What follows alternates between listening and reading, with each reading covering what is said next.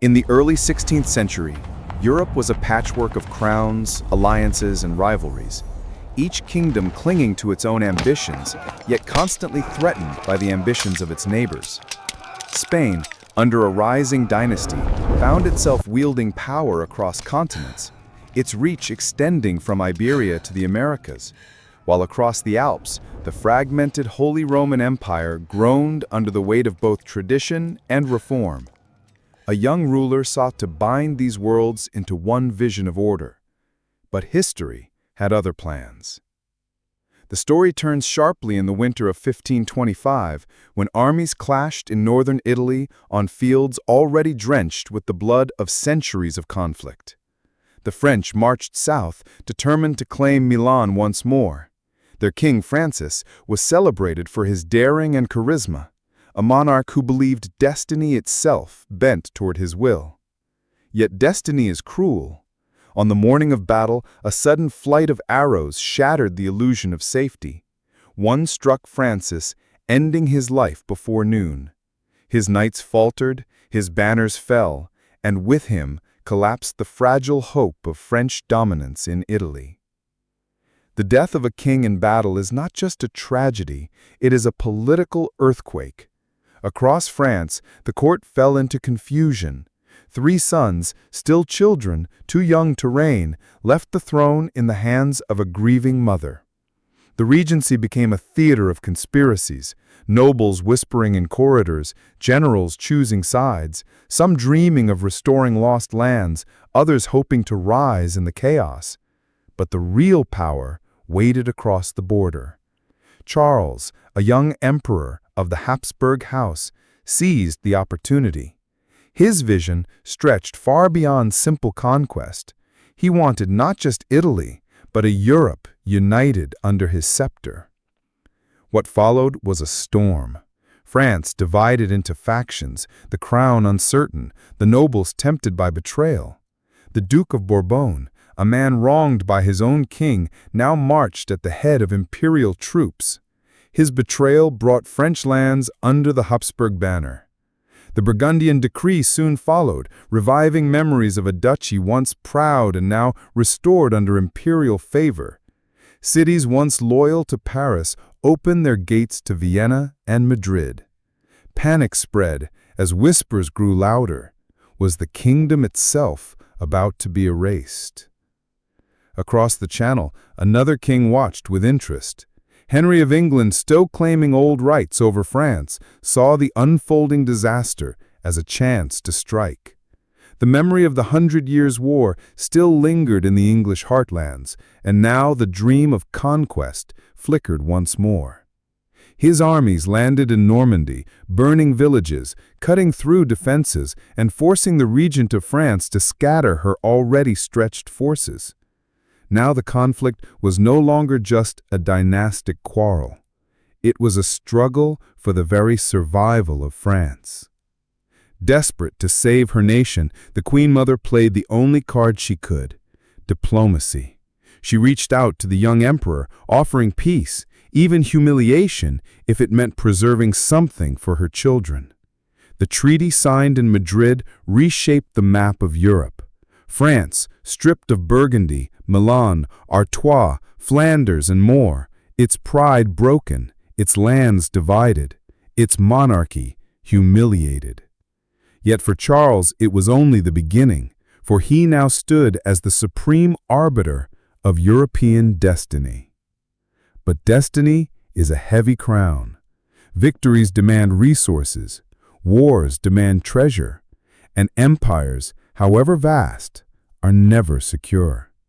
As word reached him from Hungary of Ottoman armies marching with terrifying speed, Charles realized that triumph in the West only opened greater dangers in the East.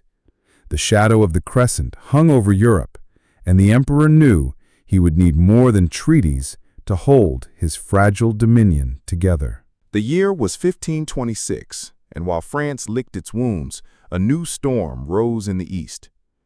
The plains of Hungary became the grave of kings, as the Ottomans, under Suleiman the Magnificent, advanced with an army that dwarfed anything the Habsburgs could muster. The Hungarian monarch Louis, barely 20 years old, rode bravely into battle, yet his courage could not withstand the thunder of Ottoman cannons nor the disciplined march of Janissaries. The fields of Mohacs drowned in blood. Louis fell in the chaos, and with him the independence of his kingdom.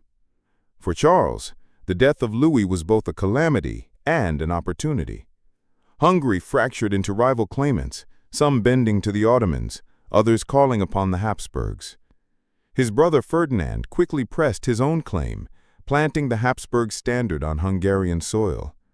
The empire thus expanded, but at a price, for it invited endless conflict with the Ottoman war machine. What had once been a contest between kings now became a struggle between civilizations. Back in Germany, a quieter, yet more dangerous war was spreading.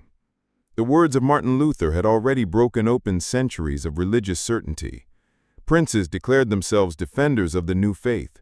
Printing presses filled cities with radical pamphlets, and peasants stirred in rebellion. Charles, though a devout Catholic, believed reconciliation was still possible. He urged an ecumenical council to heal division, to reform abuses, and to bring errant Christians back into the fold. Yet the Pope, fearing for his authority, resisted. The emperor insisted, the Pope hesitated, and in that hesitation the fire spread. By 1529, the Diet of Speyer marked the turning point. Protestant princes openly defied imperial decrees, issuing their protest that gave them their lasting name. Their defiance was no longer quiet disobedience, but open rebellion. The empire fractured into camps, banners of Luther facing banners of Rome. For nearly a decade, war raged across the German lands. Cities burned, fortresses fell, armies marched beneath rival crosses. Charles fought not only to defend Catholicism, but to keep the empire itself from dissolving. His fortunes, however, ran strong. The French, weakened and silenced by their earlier defeat, could offer no aid to the Protestants. The Ottomans, while pressing hard in the east, could not strike deep enough into Central Europe. And so, one by one, the Lutheran princes found themselves cornered, their armies beaten, their leaders captured at battles like Molberg and Magdeburg. Entire regions surrendered, and the Protestant cause shrank until it flickered only faintly in Scandinavia and the northern seas. With victory came power. Charles imposed the decrees of the Council of Trent across his dominions. He sent Jesuit priests into towns to preach obedience. He tore down the privileges of rebel nobles, confiscating their lands and granting them to loyalists. Imperial courts in Vienna now ruled where once local lords had held sway. The Holy Roman Empire, in name still a confederation, in reality now bent toward becoming a centralized monarchy. Charles seemed to have achieved what no emperor in centuries had managed, the forging of unity through both sword and faith. But unity built on blood is fragile. Even as Charles basked in triumph, fate once again reached across the Mediterranean. Ottoman corsairs raided Spanish coasts, enslaving thousands. The great admiral Barbarossa turned the sea into a hunting ground for Christians. Charles could not ignore the cries of his people. So he gathered fleets from Genoa, Spain, and the Knights of Malta, and in 1539 struck hard at Tunis. The clash was fierce, ships ramming each other, smoke choking the air, until the Ottoman fleet shattered. Tunis fell, and thousands of captives walked free. The victory was celebrated across Christendom, yet even amidst triumph, tragedy stalked the emperor. In Spain, his beloved consort Isabella died young, leaving Charles broken. He cloaked himself in black and vowed never to remarry. Retreating into solitude, he mourned deeply. But empire does not pause for grief. He returned to duty, shaping his son Philip as heir, preparing the next generation to inherit not just lands, but the burden of rule. By the mid-1540s, Charles had stood victorious in Germany, in Italy, and on the seas. Yet peace remained an illusion. For in France, the Valois line staggered under weak kings and restless nobles. In England, Henry VIII grew restless, dreaming of new wars. In Hungary, the Ottomans still lurked, waiting for a chance to strike. And in the emperor's own heart, doubts grew. For even as he built an empire greater than Charlemagne's, he wondered if any mortal man could truly hold so many peoples under one crown. In France, the death of Francis had left a kingdom trembling, his sons too young, his court divided, his nobles restless. What remained of royal power slipped through the fingers of regents and advisers. Some whispered that France itself was cursed, for every attempt at glory ended in humiliation. It was in this weakness that conspiracies blossomed. The Duke of Bourbon, once betrayed, now rose as champion of the Habsburg cause, rallying supporters with promises of restoration. Burgundy declared itself for the emperor, remembering its old glory. English troops ravaged Normandy, while French peasants prayed for deliverance from both foreign soldiers and their own lords.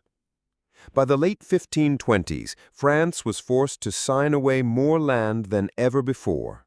Burgundy gone, Milan gone, Artois gone, Normandy lost to English grasp. The kingdom shrank, its pride broken. And yet kings do not vanish so easily. When the young Henry, son of Francis, finally took the crown, he burned with determination to reverse his father's defeat. He gathered allies, courted nobles, and spoke of vengeance against both England and the empire. But vengeance often breeds folly. The League of Golden Spurs, a gathering of discontented nobles, rose against him, fueled by English gold and imperial whispers. Henry fought bravely, yet treachery and rebellion consumed his reign. Even as France faltered, England's king, Henry VIII, faced his own dilemmas. Bound by ties of marriage to Catherine of Aragon, aunt of the emperor, he dared not break with Rome, nor challenge the Habsburg colossus. Instead, he sought advantage through France, hoping to carve out lands while his rival bled. But fortune is fickle. His armies captured towns and villages, but never Paris. His hopes of restoring the full Plantagenet claim faded, for the emperor had no wish to see England grow too powerful. The alliance between London and Vienna was one of convenience, not trust. In the empire, Charles turned ever more towards centralization. The Diet, once proud of its independence, found itself pressured by imperial edicts. New electors created, loyal to the Habsburgs. Old rights revoked, taxes raised. Nobles saw their power shrink as courts in Vienna ruled over disputes. Once the Holy Roman Emperor had been little more than a figurehead. Now, under Charles, the throne bent Germany to his will. For a moment, it seemed he had forged not just an empire of crowns, but a true monarchy stretching across Europe. Yet rebellion never sleeps. The Ottomans returned, raiding into Hungary. Their fleet still a menace despite Tunis. Their allies in North Africa and the eastern Mediterranean striking at Sicily and Naples. Charles launched campaigns again and again, but the sea was vast, and the crescent banner returned with every season. Even victories tasted hollow, for they demanded endless resources, endless men, endless treasure. Spain drained by wars in Italy. Germany weary of fighting France, always waiting for revenge. The emperor who dreamed of unity found himself instead chained to unending war. Then in 1545, fate turned sharply in France. Young King Charles, son of Francis, mocked the plague, calling himself immune to the common fate of mortals. In arrogance, he entered a quarantine house, declaring that no king of France ever died of pestilence. That evening, he was dead. The Valois line extinguished, without sons, without brothers, without uncles. The throne of France became a prize for claimants. Henry VIII of England invoked old rights. Charles de Bourbon pressed his bloodline. And Philip the Habsburg, married to a surviving daughter of Francis, claimed the crown by ancient papal decree. Civil war followed, France torn apart by rival banners. English troops fought alongside Bourbon allies. Habsburg armies marched in from Spain, Burgundy, and Savoy. The countryside burned, fields trampled, cities starved. After years of fighting, the scales tipped in favor of Philip. His armies, vast, disciplined, and supplied, crushed the last Bourbon resistance at Toulouse in 1549. The English abandoned their claims. Henry, aged and dying, could no longer maintain his wars. Bourbon fell in battle, and Philip entered Reims, where French kings had long been crowned. There, before archbishop and nobles, he was anointed King of France. Now the dream of Charles seemed complete. Spain, France, the Holy Roman Empire, all bound together under Habsburg banners. The map of Europe redrawn in imperial colors.